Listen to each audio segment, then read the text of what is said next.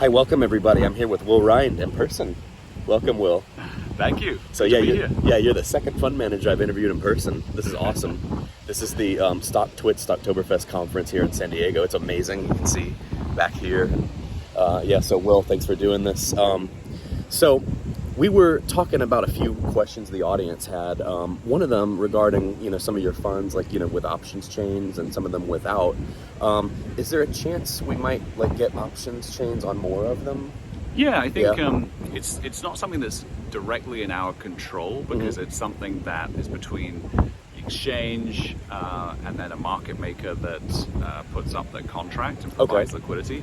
However, clearly it's something that benefits the ecosystem, so it's something that if investors want more options, then it's something that we'll try and work with those parties to bring more to the market where our ETFs are involved. Definitely. I can say there's a high demand for SMCL because that one is like a third of the cost of SMCX right now. So there would be a huge demand for people doing leveraged put options on those. So that would be awesome. Now, I had some other questions in the Discord, people that were a little bit more, I guess, critical of yield boost. They want to kind of have their cake and eat it too. They like the high yield, but they want to see the fund go up in value as well. Yep. So what would you say to someone that has that to say? Well, I think that, first and foremost, the distributions are very sizable depending on what you should really look at the distribution as being the upside. Yes. Because you're converting effectively the long-term growth in whatever that underlying is into income. So instead of looking at the stock and saying, well, the stock could go up by 50% in a year, you might convert that and say, I'll get 50% in terms of yield or 100% in terms of yield. So it's a combination of the distribution that you get, it's the price movement of the underlying, because you get exposure to the underlying indirectly as well.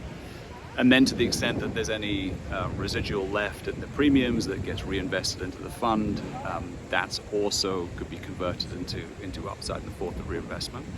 But in principle, I think the idea that if you have an annualized distribution of 100% or 150% and people are saying that's not enough, then that might be a bit difficult to do much about that. Right. So if they're reinvesting, they've really just got to focus on the total return. Yeah. Exactly. Or again, these are designed for income, not growth. So again, this is doing something different with a growth stock, which is not paying anything in terms of income. So you have to put these in a portfolio where the objective is to earn a high weekly distribution. Yeah. And if you're looking at it from the perspective of, hey, I get a distribution every week and then per month I get a certain amount and it takes me a few months to earn my principal back, then that's a different way of looking at it rather than just saying, I want upside in and above these amazing distributions. And I would say to them, you've got the leveraged ETFs, so there's plenty of upside in the bull market there. Well, that's right. It's there are precise tools for all of these things. So again, you have to decide what you want to use it for. Do you want to create income or do you want to create growth? Right. Exactly. So any other just thoughts, takeaways from this conference?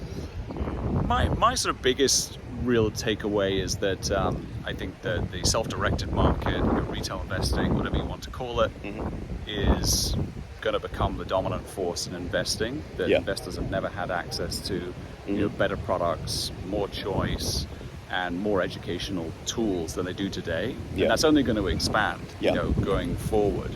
And so I think this is kind of a celebration of that, and the role that StockTwits has played, in this over the last decade or so. Absolutely. And more investors, more education, more wealth creation for people is good for everybody. Absolutely. Now, how did you get to know Howard and the StockTwits people? I was introduced to him a long time ago through a sort of mutual friend.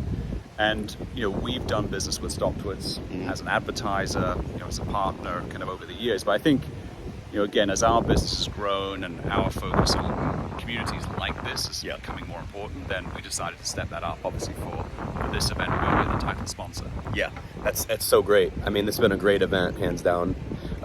And we did live stream the panel discussions where, we're talking about AI and how that's just going to enhance investing even further. Absolutely. Yeah. And again, people probably underestimate what they can do with AI already. Absolutely. In terms of deciphering the prospectuses of funds, loading it up into ChatGPT, asking the right prompts about how products work, etc. So there's already a lot that you can do today, and it's only going to get better. Yeah. What are your thoughts on someone just taking ChatGPT and saying, all right, I'm a new investor, like ChatGPT, like where do I start?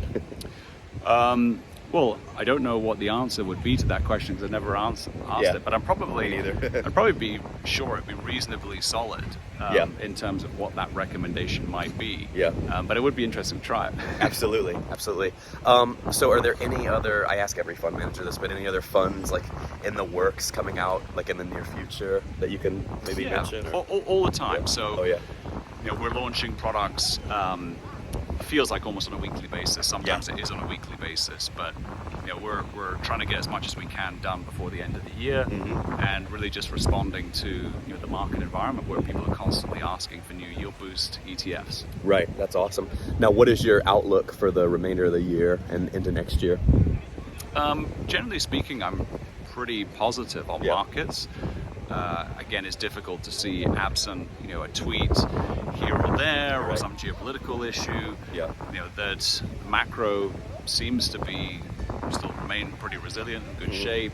Interest rates are coming down. Inflation seems to be in check. Corporate profits in terms of the main markets good. Looks like another good season coming up.